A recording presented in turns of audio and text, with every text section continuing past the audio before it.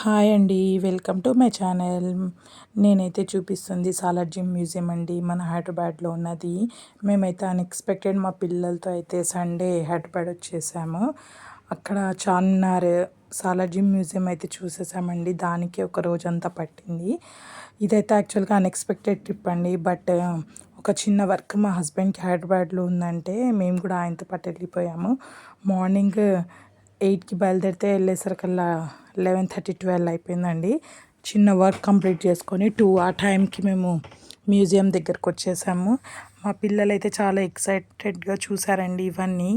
ఏంటమ్మా ఇవి ఏదో కొత్త కొత్తగా ఉన్నాయి, ఈ ఫొటోస్ ఎవరు, ఇక్కడ డేట్స్, వాళ్ళ నేమ్స్ అన్నీ మెన్షన్ చేశారు కదా, ఇవన్నీ వాళ్ళకైతే ప్రతిదీ చూపిస్తూ ఎక్స్ప్లెయిన్ చేసామండి. నేను మా హస్బెండ్ అయితే చాలా మంచిగా అనిపించింది పిల్లలతో మేము ఇట్లా వచ్చి మన హిస్టారిక్వి అన్నీ వాళ్ళకి ఎక్స్ప్లెయిన్ చేయడం.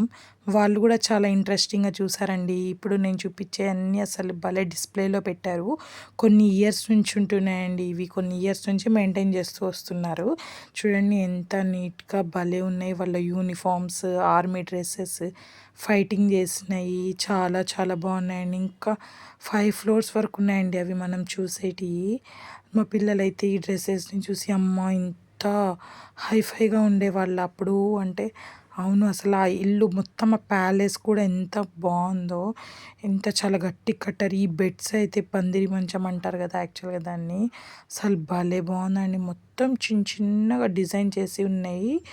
అసలు అప్పటి వర్కే కొంచెం డిఫరెంట్గా ఉండేది. అప్పటి కరెంట్ లేక జస్ట్ మనం ఇట్లా గాలి చేసుకోవడానికి ఆ బుక్స్, అవి రైటింగ్స్ అప్పట్లో అలానే లెటర్స్ పంపించేవాళ్ళు కదా.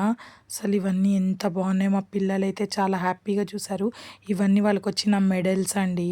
అసలు ప్రతిదీ ఒకటొక్కటి చూస్తుంటే ఆ గ్లాసెస్, వాళ్ళ బెడ్స్, వాళ్ళు యూజ్ చేసినాయి అన్ని ఐటమ్స్ ఇదైతే వెండి చైర్ అండి, మొత్తం సిల్వర్తో చేసిన చైర్. అసలు దాన్ని చూస్తుంటే ఎల్లబుద్ధి కావట్లేదండి. ఎంతమంది వస్తున్నారు చూడ్డానికి పర్ డే అయితే. దాని గురించి తెలుసుకోవాలండి మనం. ఇలాంటి హిస్టారిక్ ప్లేసెస్ పిల్లల్ని తీసుకెళ్ళాలి. వాళ్ళకి ఒక మంచి నాలెడ్జ్ వస్తుంది. Thank you.